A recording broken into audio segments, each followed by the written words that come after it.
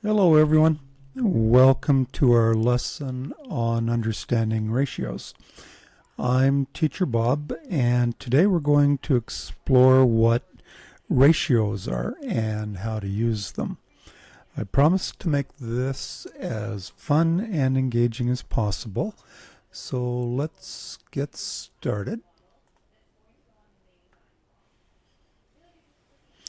All right, let's dive into ratios. Ratios are a way of comparing two quantities or two numbers. They show how much of one thing there is compared to how much of something else there is. For example, if we have 3 apples and 2 oranges,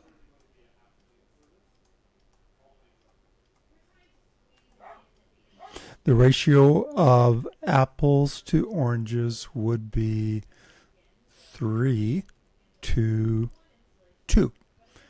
And this is a ratio symbol. It looks like a colon in writing, but in math it's also a ratio symbol. And we say this as the word 2 when we're describing a ratio. 3 to 2. And order is important. If we were being asked what is the ratio of oranges to apples, then our numbers would be reversed. Okay, let's look at another problem. If you have 8 cats and 12 dogs,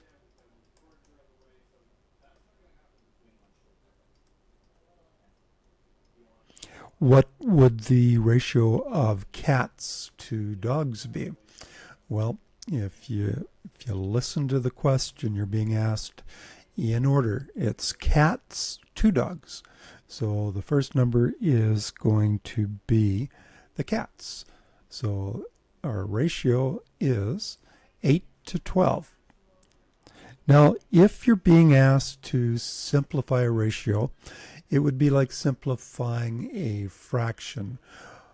If you're simplifying, you want to reduce or make the numbers, each of the numbers, as small as you can. And what you're going to do that is you're going to divide by the greatest common factor, or the largest number that can divide into both of the terms of our ratio. So 8 and 12, well, they're even. They can be divided by 2, but they can also be divided by 4, which would be the largest factor that they can be divided by.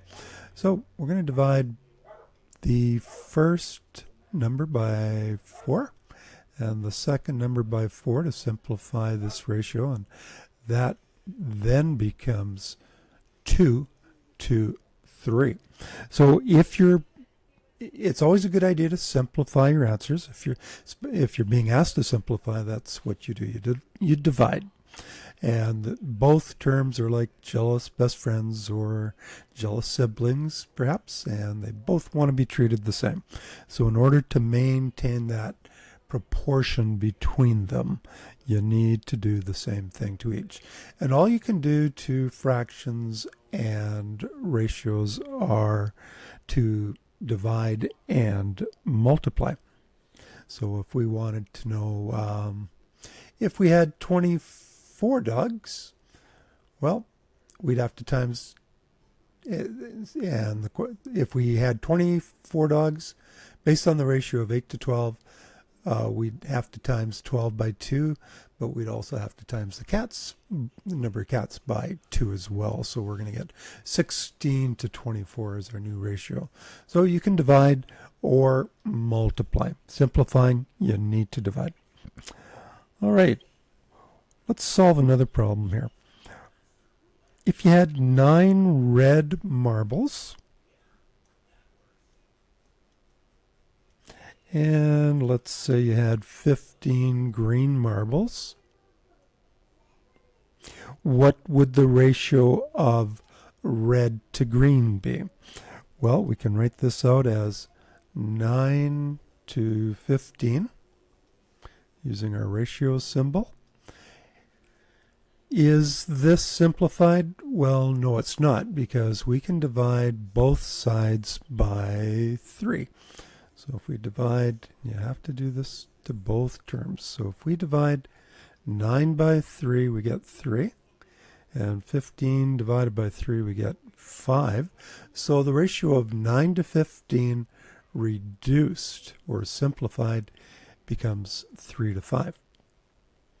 Okay, and as I mentioned, we can multiply both terms as well. For example, what if it took you 4 hours to read one book? I guess it would depend on how large a book you're reading, how many pages. So if we said one book takes 4 hours, just doing this in short form, and based on that ratio, and we're going to say, well, probably other similar books of the same number of pages, how many hours would it take you to read, let's say, 3 books? Well, our ratio is 1 to 4.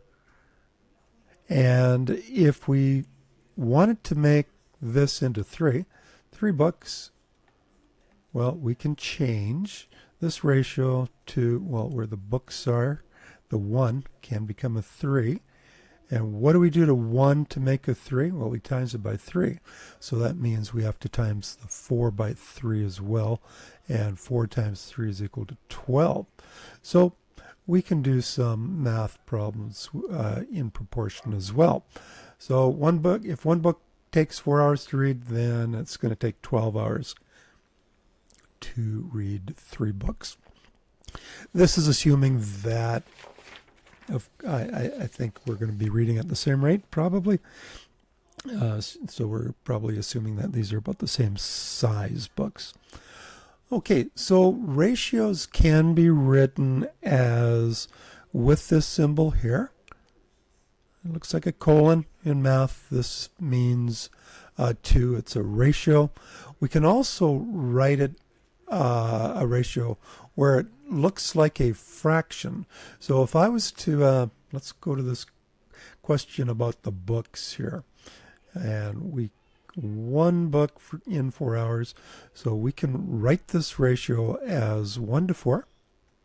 We can also write it as 1 to 4, where it looks like a fraction, but really it's not if it's a ratio, because a fraction is 1 part out of 4 parts. It's a part of a whole. And a ratio really is you're comparing 2 separate quantities. Even though it looks the same, if it's a ratio, it looks the same, but it doesn't mean the same thing. And we can also write it out as just using words. 1, 2, 4. So there's 3 different ways of writing out ratios. Okay, now it's your turn. I'm going to go to some practice questions next here for you to look at. There's 4 questions here, and I want you to practice these problems on your own. Pause the video, solve them, and then resume the video. Come on back and we'll go through them together and make sure that we're all getting the same answers. Okay, pause the video, try your best at these questions, then come on back.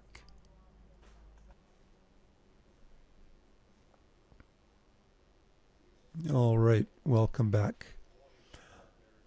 Let's take a look at these questions. Number 1, what is the ratio of 10 apples to 5 oranges? Well, always remember, order is important when we're talking about ratios. So we're talking about the apples to the oranges. So we can write this down as 10 to 5. That is a ratio, and it's descriptive of this situation, but we can simplify this as well by dividing both terms by their greatest common factor. So 5 divides evenly into both of these numbers. So reduced this ratio of apples to oranges is, is 5. Just not 5. How many times does 5 go into 10? 2. And how many times does 5 go into 5? 1. So our ratio for this answer is 2 to 1. Okay, number 3, simplify the ratio of 18 to 24. 18 to 24, well, we can divide both sides. I'm going to move back to black here because I just want to show a different color from the question, the color it was written in the questions. So if we divide both the 18 and 24 by a 6, well, 6 goes into 18 3 times, and 6 goes into 24 4 times. So our reduced ratio, or our simplified ratio, is 3 to 4. Number 3, if a recipe uses 4 cups of water for every 7 cups of flour, what is the ratio of water to flour? Well, 4 to 7 would be our answer. What if we wanted to double the recipe? This is just an aside here.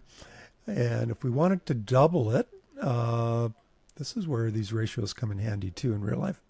We would know that we would have to double the amount of each ingredient. So 4 times 2 would be 8. So we'd need 8 cups of water, and we'd have to double the 7 as well. 7 times 2 is equal to 14. So if we want a double recipe, we're going to need 8 cups of water and 14 cups of flour. Okay, hopefully that makes sense.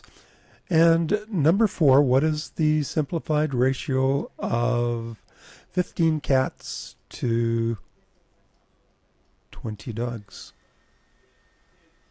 Well, we can divide both terms by 5. So 15 divided by 5 equals 3. And 20 divided by 5 is equal to 4. So our simplified ratio is 3 to 4. And remember, you can write these as 3 to 4. I'm just showing example 4 here.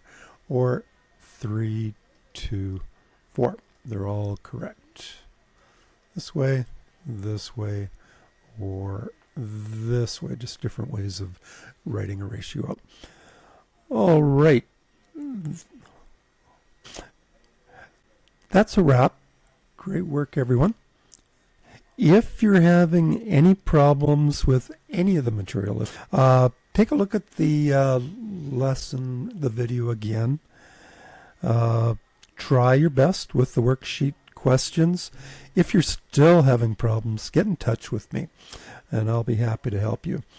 Be as specific as you can be with your questions so that I know how to best help you. Remember, math is a journey, and Teacher Bob will be with you here every step of the way. All right, we'll see you in the next lesson. Bye for now.